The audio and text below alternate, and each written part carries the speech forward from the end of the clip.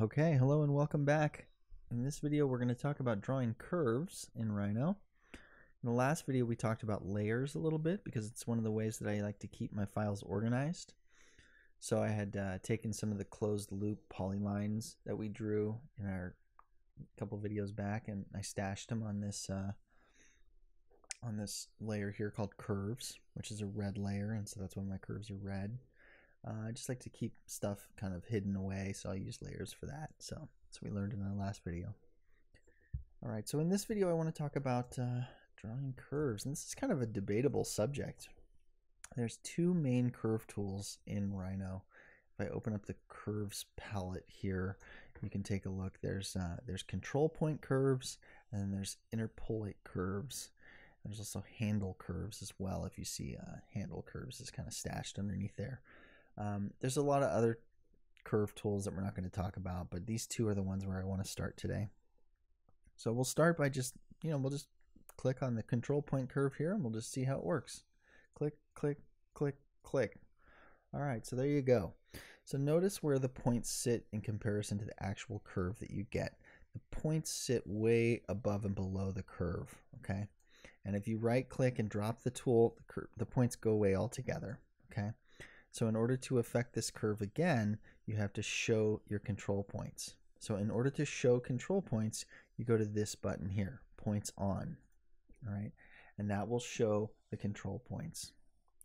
Control points, like I said, they sit way above the curve, and they pick and pull on the curve in a very specific way that's hard to explain in words. I want you to just lay down some line work and just feel it.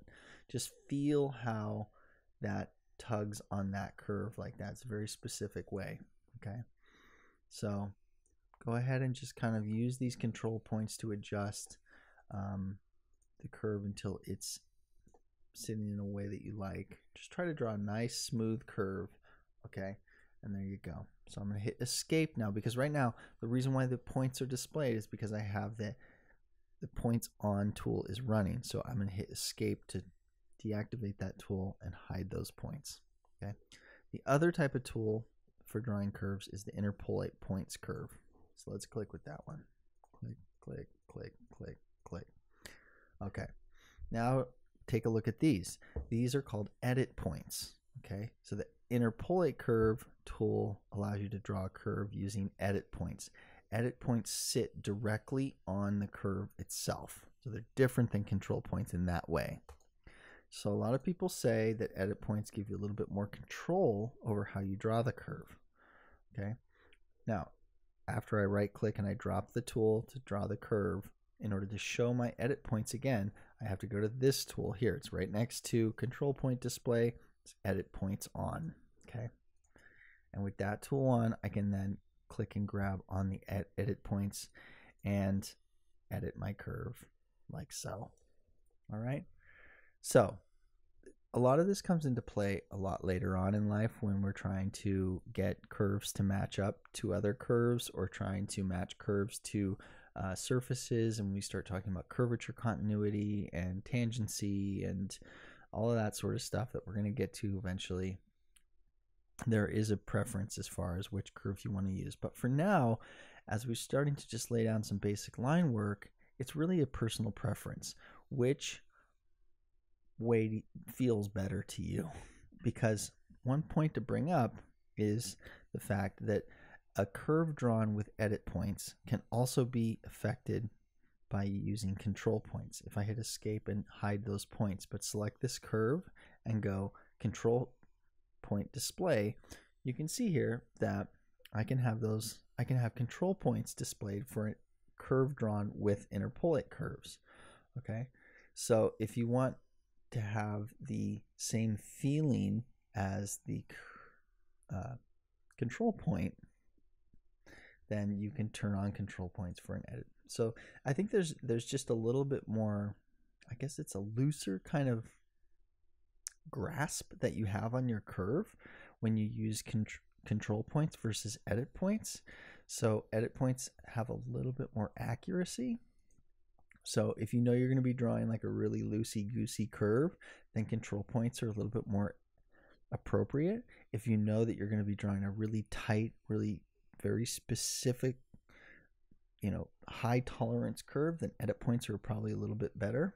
Okay, but just be aware that there's no right answer to the question of which one of these is better, because both of these can be affected with both edit points and control points.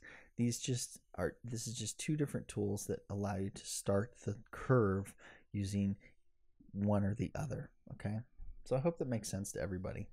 I used to be, a pretty die-hard interpolate points guy. I would always use this tool.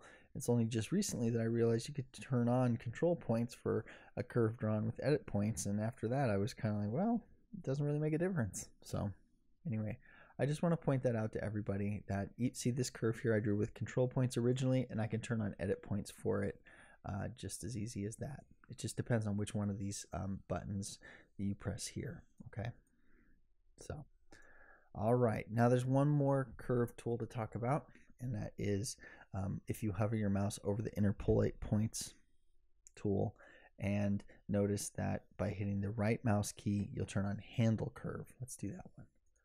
Click, click, click, click, click, click. Okay, now just notice what's going on here.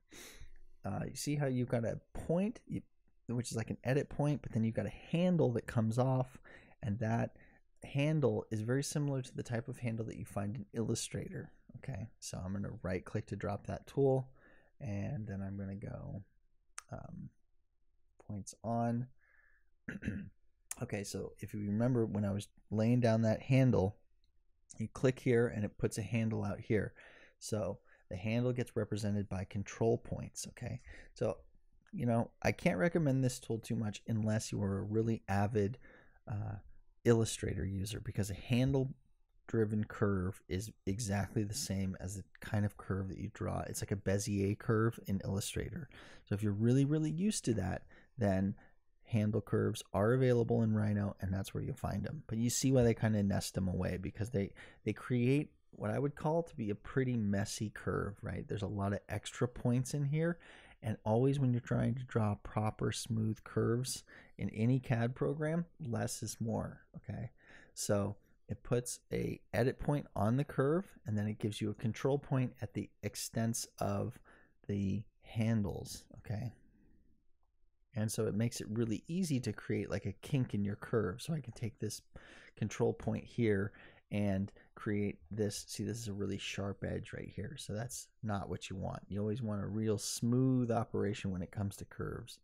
Okay, see if I click and drag on that, see there's kind of a break in the curve right there, and I get that sharp point right there. Okay, so again, it all comes down to personal preference. If you're an avid Illustrator user, that might feel a little bit better.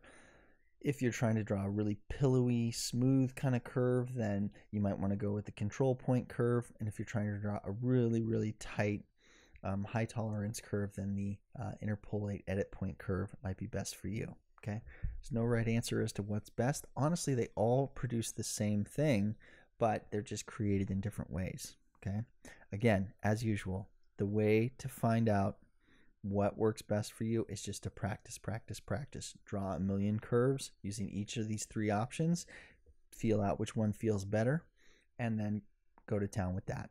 All right? Okay, good. Hey, thanks a lot for playing along. I hope this reads well. Like I said, there's no right answer to this stuff. Just play with it.